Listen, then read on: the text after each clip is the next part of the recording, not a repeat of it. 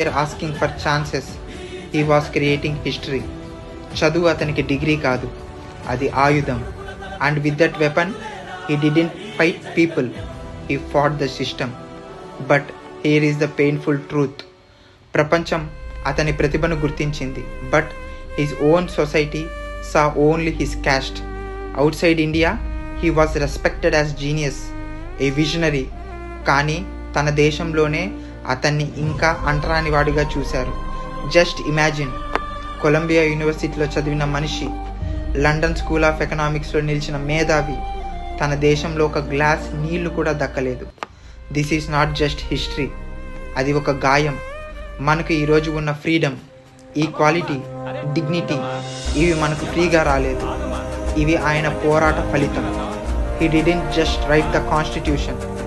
అతను స్వరం లేని వారికి స్వరాన్నిచ్చాడు, చిన్న భిన్నమైన వారికి బలాన్నిచ్చాడు, పట్టించుకొని వారికి ఆశనిచ్చాడు. కానీ ఇంకా కొంతమంది ఆయనను ఒక క్యాస్ట్కి మాత్రమే పరిమితం చేస్తున్నారు.